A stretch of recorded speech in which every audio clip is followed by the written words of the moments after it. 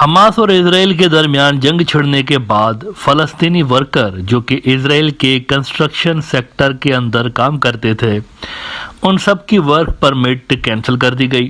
ایک دم سے یہ جو ورک پرمٹ تھی وہ کینسل کر دی گئی تھی. تو اس کے بعد ہوا یہ ہے کہ وہاں پر شدید شارٹیج کریٹ ہو گئی ہے اسکلڈ ورکرز کی اور لیبر کی.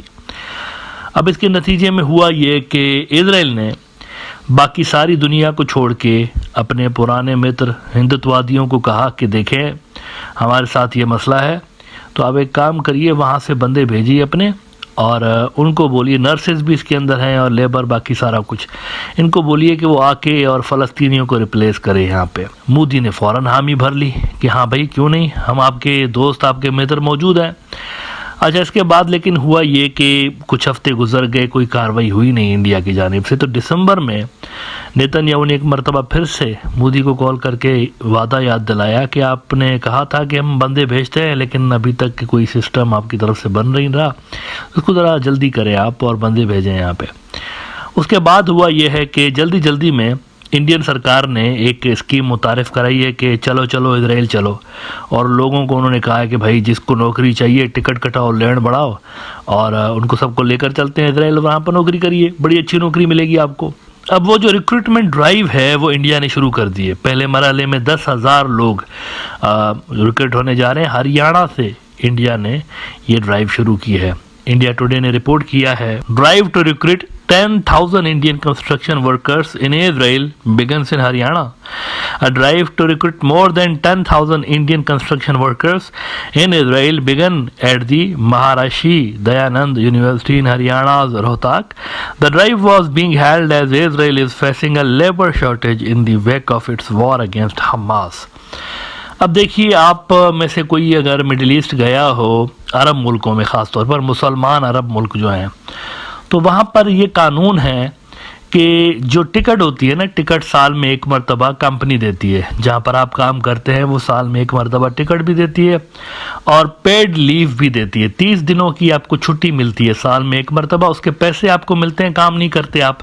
ایفیکٹیولی 11 مہینے آپ کام کرتے ہیں, 12ویں مہینے آپ کو گھر بھیجا جاتا ہے مہینے کی چھٹی پہ. اس کے علاوہ وہاں پر سخت قانون ہے, وہاں پر عرب مسلمان ملکوں کے اندر میڈیکل جو ہے اس کے اخراجات کمپنی نے پے کرنے ہوتے ہیں, وہ کمپنی کے اوپر ہوتا ہے. اسی طرح سے دیگر جو ویزا کی کاسٹ اور یہ سارا وہ بھی کمپنی ہی پے کرتی ہے. یعنی ورکر جو ہوتا ہے اس نے صرف اپنی سروسز دینی ہوتی ہیں, باقی تمام کے تمام اخراجات جو ہیں وہ کمپنی پے کر رہی ہوتی ہے.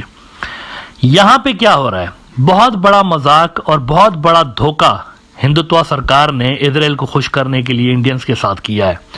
یہ جو 10,000 لوگ وہاں پر بھیجے جا رہے ہیں نا, ان کو یہ بول رہے ہیں کہ 6,100 شیکل یعنی کہ 1.3 لاکھ روپیز بنتے ہیں کوئی مہینے کے, ان کو یہ لارا دیا ہے کہ آپ کو اتنے دیں گے پیسے. لیکن اس میں ٹکٹ کے پیسے بھی غریب ورکر بھرے گا, اس میں فوڈ کے پیسے بھی غریب ورکر بھرے گا, اس میں میڈیسن کے اور انشورنس کے پیسے بھی ورکرز ہی بھریں گے جو جا رہے ہیں, اس میں اکوموڈیشن کے پیسے بھی یہی خود بھریں گے, اور یہ سارے پیسے ان کی سیلری سے ڈیڈکٹ ہوں گے.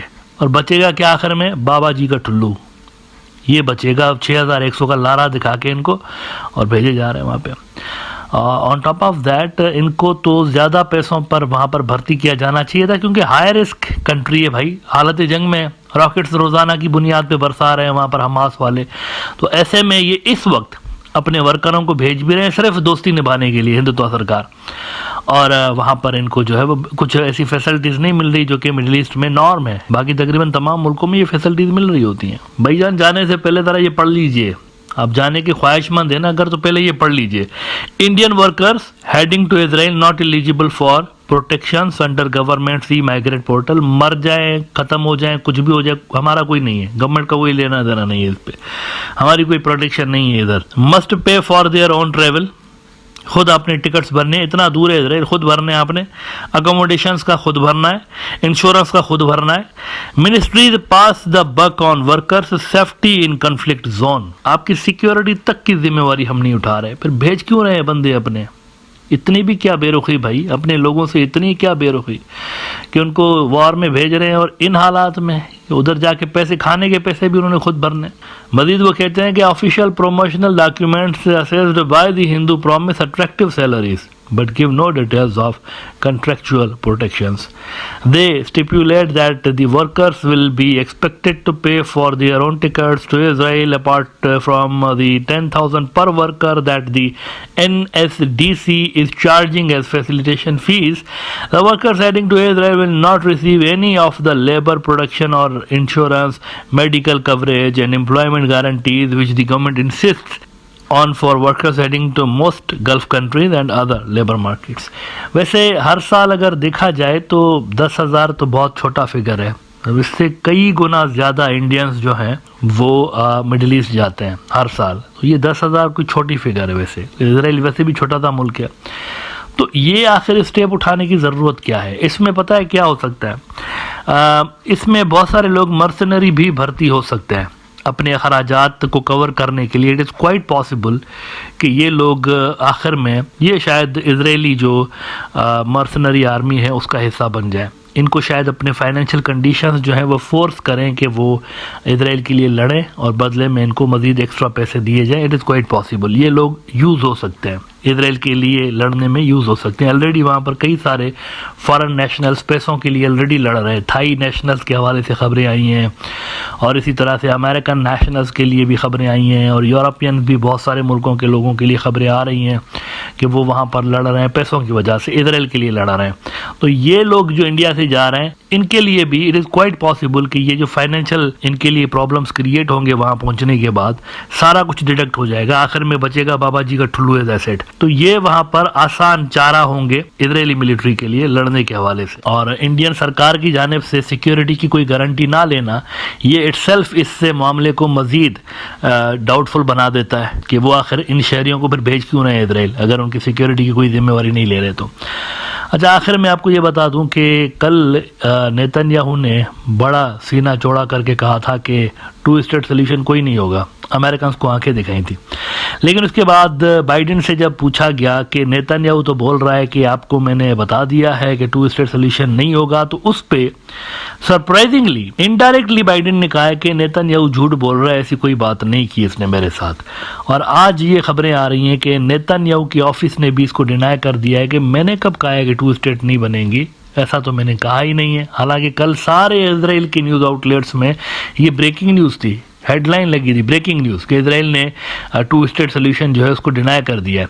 लेकिन आज ये खबरें लग रही है कि नेतन्याहू बोल रहा है कि नहीं, 2 स्टेट का जो फार्मूला है वो हो सकता है। अच्छा, इसमें बाइडेन ने ये एक नया बयान दिया है कि 2 स्टेट्स के कई वर्जन्स हो सकते हैं, कोई ऐसा भी वर्जन हो सकता है जो कि इजराइल को एक्सेप्टेबल हो। यानी उनका इशारा कुछ इस तरफ है कि मरियल सी 2 स्टेट भी बन सकती है, मरियल सी फ़लस्तीनी रियासत। वो तो खैर ट्रम्प भी बनाने की कोशिश कर रहा था, लेकिन वो देखें दुनिया उसको बाय नहीं करेगी। यहाँ पर 2 स्टेट कोई ऐसी होनी चाहिए जिसको दुनिया बाय करे। सबसे अहम बात यह कि फ़लस्तीनी उसको एक्सेप्ट करें। द टाइम्स ऑफ इजराइल कहता है कि Netanyahu denies telling Biden he isn't ruling out a Palestinian state. और इसमें वो बाइडेन के हवाले से कहते हैं the reporter then told Biden that बीबी, अच्छा बीबी जो है वो नेतन्याहू का निकनेम है इजराइल के अंदर, बीबी just said he is opposed to any 2 state solution, no he didn't say that, Biden asserted. यानी कि बाइडेन ने ये कहा है इजरायलियों को कि नेतन्याहू आप लोगों के साथ झूठ बोल रहा है, मेरे सामने उसने इस तरह की कोई बात नहीं की। तो अपने पिछले बयान से नेतन्याहू सॉरी करके फिलहाल पीछे दौड़ गया है।